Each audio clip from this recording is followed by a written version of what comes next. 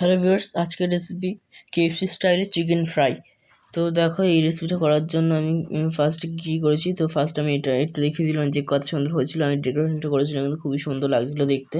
তো আমি একটা খেয়ে তোমাদেরকে দেখাচ্ছি। আমি কিন্তু ফার্স্টে সার্ভ করে তোমাদের দেখিয়ে দিলাম। তো আমার কিন্তু এটা লেগেছে খুবই সুন্দর, একদম জুসি ভাব আছে, খুবই সুন্দর কিন্তু হয়েছিল, পুরো দোকানের মতন কেএফসি স্টাইলে। আর এখানে কিন্তু আমার ভিডিওটা তোলার সময় কিন্তু ক্যামেরাটা একটু ঘোলা আসছিলো। তো যাই হোক, এখানে দেখো মাংস নিয়ে নিয়েছি আমি কিন্তু আমার কাছে যেহেতু মাংস অল্প ছিল, তো আমি অল্প মাংস দিয়ে আজকে করবো। তো ওখানে 1 চামচ আদা রসুনের পেস্ট দিয়েছি, একসাথে এটা নিয়েছিলাম, একটু নুন, একটু কাশ্মীরি চিলি পাউডার, আর একটু গোলমরিচ গুঁড়ো, আর কিচ্ছু কিন্তু আমি এখানে মশলা হিসেবে দিইনি।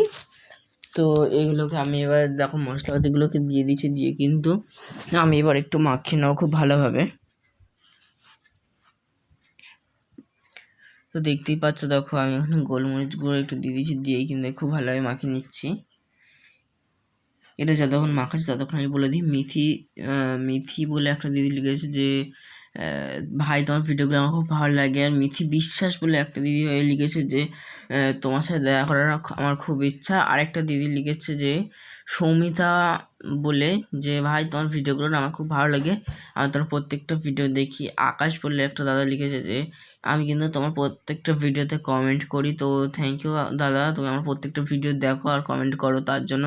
তো এখানে দেখো মাংসটা মাখানোর সময় মনে হলো একটু লঙ্কা গুঁড়োটা কম হয়েছে, মানে রেড চিলি পাউডারটা। তো আমি এখানে আরেকটুকুনি কিন্তু দিয়ে মাখিয়ে নিয়েছি। আর এখানে আমি কিন্তু ময়দা নিয়েছি, নিয়ে 1 চামচ কিন্তু কর্নফ্লাওয়ার নিয়েছি। আমি কিন্তু ময়দা কিন্তু বেশি নিইনি, ওই 3 চামচ মতন বড়ো চামচে নিয়েছিলাম, বা হাতার মাপে বলতে গেলে কিন্তু আমি 1 হাতা মতন ময়দা নিয়েছিলাম। আর এখানে কিন্তু 1 চামচ আমি কিন্তু কর্নফ্লাওয়ার মিশিয়ে নিয়েছি। তোমরা চাইলে কিন্তু কর্নফ্লাওয়ারের বদলে মানে কর্নফ্লাওয়ারটা কিন্তু আরেকটু বাড়িয়েও নিতে পারো আর কি। তো আমি এখানে দেখো একটা ডিম ফাটিয়ে নিচ্ছি, এটাকে কিন্তু তোমরা মাংসের ভিতরে মাখিয়েও নিতে পারো। আমি এখানে কিন্তু মাংসটা মাখাচ্ছি না।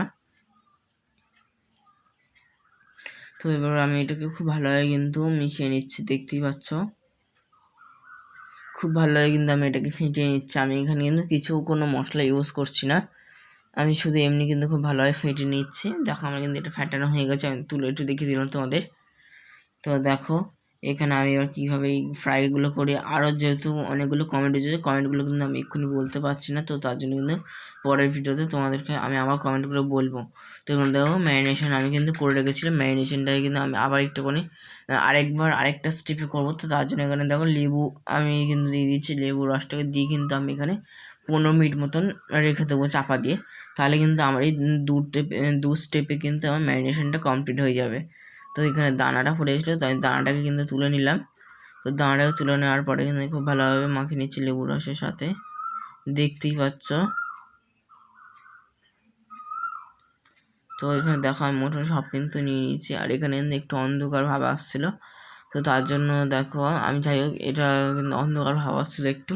তো তারপরে এখানটা দেখো আমি এখানে মাংসটাকে নিয়ে নিয়েছি, নিয়ে কিন্তু ময়দার ভিতরে কোট করে নিয়েছি একবার, তারপর ডিমের ভিতরে কোট করেছি একবার, দিয়ে দেখো আমি এখানে আবার কিন্তু একবার কোট করছি ময়দা দিয়ে। আমি কিন্তু এখানে 2 স্টেপে কিন্তু কোট করেছি। তোমরা চাইলে এটাকে 1 স্টেপেই করতে পারো, মাংসটা তুলেই ডিমের ভিতরে দিতে পারো, তারপরেই কিন্তু ময়দাতে দিতে পারো, তাহলে কিন্তু আমাদের একটা স্টেপে কিন্তু কোট হয়ে যাবে। তো দেখো এবার আমি এখানে প্যানের ভিতরে তেলটাকে গরম করে নিয়েছি, আর আমি এটাকে মাংসটাকে কিন্তু দিয়ে দিলাম। আর আমরা যখন মাংসটাকে দেবো তখন কিন্তু তোমরা একটু এক্সট্রা ময়দাটাকে কিন্তু একটু ঝেড়ে নেবে, বা একটু হাত দিয়ে একটু ঘুরিয়ে দেবে, তাহলে কিন্তু পুরো ময়দাটাই কিন্তু পড়ে যাবে। আর এই সময় কিন্তু গ্যাসটাকে একদম লো টু মিডিয়ামে রাখতে হবে, একদম কিন্তু জোরে দেওয়া যাবে না। আর দেখো মাংসটাই কিন্তু আমি একটা একটা করে আস্তে আস্তে ছাড়ছি, তো দেখতেই পাচ্ছ। তো আমি এখানে কিন্তু উল্টানোর সময় কিন্তু একটা কাঁটা চামচ নিয়েছি, এরকম কিন্তু আমি উল্টে দিচ্ছি। তোমরা চাইলে কিন্তু ছোটো খুন্তি বা কিছু নিতে পারো, কিন্তু বড় কিছু নিলে কিন্তু উল্টানোর সময় কিন্তু একটু অসুবিধা হতে পারে। তো তার জন্য কিন্তু আমি এখানে চামচ নিয়েছিলাম। তো দেখো আমি একটা করে উল্টে দিচ্ছি, কিন্তু এখানে মোটামুটি কিন্তু এখানে আমার কিন্তু হয়ে গেছে। তো আরও কিছুক্ষণ একটু ভেজে নেবো হালকা করে, গ্যাসটা কিন্তু একদম লো টু মিডিয়াম রাখতে হবে, জোরে কিন্তু একদম দেওয়া যাবে না। তোমরা কিন্তু আমার মাংসটাকে 2বার করে ভাজতে পারো, তাহলে কিন্তু জুসি ভাবটা আরও ভালোভাবে পাবে। 80% একবার ভেজে তুলে নিয়ে আবার 10 থেকে 15 মিনিট পর আবার কিন্তু ভাজতে পারো, মানে মাংসটাকে একবার তুলে নিয়ে ধরো ঠান্ডা করে নিয়ে কিন্তু তারপরে কিন্তু তোমরা আবার কড়াই দিয়ে কিন্তু পুরো 80 থেকে পুরো 100% কিন্তু তোমরা এবার ভেজে নিতে পারো। তো আমি একটুখানি চামচ দিয়ে উল্টে দেখে নিচ্ছিলাম যে হচ্ছে কি না, তো দেখলাম মোটামুটি হচ্ছে, আরও কিছুক্ষণ বাকি আছে। তো আমি কিন্তু এখানে একটা স্টেপে কিন্তু ভেজে তুলে নেব, আমি এখানে দুটো স্টেপে ভাজছি না, তোমরা চাইলে কিন্তু ভেজে নিতে পারো। তো দেখো KFC স্টাইলে কিন্তু আমি যেহেতু চিকেন ফ্রাইডগুলো বানাচ্ছিলাম, তো গায়ে গায়ে কিন্তু কী সুন্দর টেরাকোটা ভাবে কিন্তু একটা দাগ চাক চলে এসছে। তো এখানে দেখতেই পাচ্ছ যে কত সুন্দর দেখতে লাগছে। আমি এখানে সব ছোটো মাংসগুলোকে ভেজে নিয়েছি, আর এখানে দেখো আমি এবার তুলে নিচ্ছি।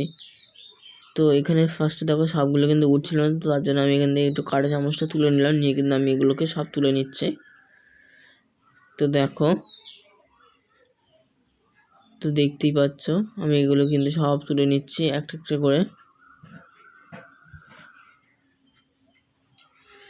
তো এইভাবে কিন্তু আমি পুরো সবগুলোকে কিন্তু তুলে নিলাম। তো আমার যারা নিউ ভিউজার বা নিউ সাবস্ক্রাইবার যারা, তারা কিন্তু একটু প্লিজ আমার চ্যানেলকে সাবস্ক্রাইব করো আরও ভালোভাবে। আরও যারা আমার সবাই নতুন ভিউজাররা, তারা কিন্তু আমার চ্যানেলটাকে সাবস্ক্রাইব করতে ভুলো না, লাইক কমেন্ট শেয়ার করতে ভুলো না। আর এখানে দেখো ভাজার সময় যে এক্সট্রা যে একটু কেটে বা ব্যাটার থেকে যেগুলো পড়েছিল সেগুলো কিন্তু আমি ছেঁকে নিচ্ছি। তোমরা কিন্তু এবার ছেঁকে নেবে, নাহলে কিন্তু তেলটা কিন্তু কালো হয়ে যাবে, তাহলে কিন্তু ভালোভাবে ভাজা যাবে না। তো এখানে দেখো আমি লেগ পিসটাকে দিয়ে দিলাম, একটা কিন্তু লেগ পিস ছিল আমার কাছে, তো আমি কোট করে কিন্তু আমি কড়াতে দিয়ে দিয়েছি, একটাই লেগ পিস ছিল, তো ওই লেগ পিসটাকে ভেজে নিচ্ছি। তো দেখো এবার গায়ে থেকে কিন্তু কী সুন্দর একটু ডোরাকাটা ভাব চলে এসছে ভাজার সময়। আর গ্যাসটা কিন্তু এখনও কিন্তু আমি মিডিয়ামে রেখেছি, এখন কিন্তু আমি হাই ফ্লেমে দিইনি। ঠিক ভাজার মানে ভেজে নিয়ে তোলার কিছুক্ষণ আগে কিন্তু আমি এটাকে একটু জোরে দেবো, দিয়ে কিন্তু তুলে নেবো, তারপরে ভাজা হয়ে যাবে ততক্ষণে।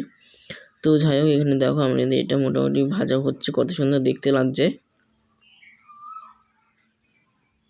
যারা আমার নিউ ভিউজাররা, তারা কিন্তু প্লিজ আমার চ্যানেলটাকে সাবস্ক্রাইব করো, লাইক কমেন্ট শেয়ার করো। তো এখানে দেখো আমি এবার এখানে লেগ পিসটাকে ভেজে তুলে নিচ্ছি, দেখিয়ে দিলাম তোমাদেরকে। আর এখানে কিন্তু দেখো আমি এবার সার্ভ করে দিচ্ছি, এখানে সসটাকে আমি দিয়ে দিয়েছি। তো তারপর এখানে কিন্তু উপর দিয়ে আমি একটু পেঁয়াজ দিয়ে দেবো, আর একটু লেবুর রস দিয়ে দেবো, দিলে কিন্তু আমার এই সার্ভ করা কিন্তু মোটামুটি কমপ্লিট হয়ে যাবে। এই দেখো লেবুর রস আর একটু চাট মশলা কিন্তু আমি একটু উপর থেকে দিয়ে দিয়েছি। তো আমাকে যারা দেখছো নতুন আমার চ্যানেলে এসে, তারা কিন্তু প্লিজ সাবস্ক্রাইব করতে ভুলো না, লাইক কমেন্ট শেয়ার করতে থেকো, তাহলে তোমাদের জন্য কিন্তু আমি আবার নতুন নতুন ভিডিও আনার জন্য চেষ্টা করব। মানে তোমরা যেহেতু নতুন আমার চ্যানেলে, তাই তোমাদের জন্য কিন্তু আমি ভিডিও আনবো নতুন নতুন। তো যাই হোক এখানে দেখো আমি এবার কিন্তু অনিয়নটাকে বা বলতে পারো পেঁয়াজটাকে একটু ডেকোরেশনের মতন করে একটু সাজিয়ে দিচ্ছি। তো দেখতেই পাচ্ছ যে কত সুন্দর করে সাজিয়ে দিচ্ছি। তো আজকের ভিডিও কিন্তু এখানেই, দেখা হবে তোমাদের সাথে নেক্সট ভিডিওতে। তো আজকের মতন দেখো নাও আজকের ভিডিওটা, যে কত সুন্দর দেখতে লাগছে। আমি এইভাবে কিন্তু একটু সার্ভ করেছিলাম, মোটামুটি বাড়ির লোক কিন্তু বলছে খুবই সুন্দর হয়েছে। তো আজকের ভিডিও এইটুকুনি, দেখা হচ্ছে।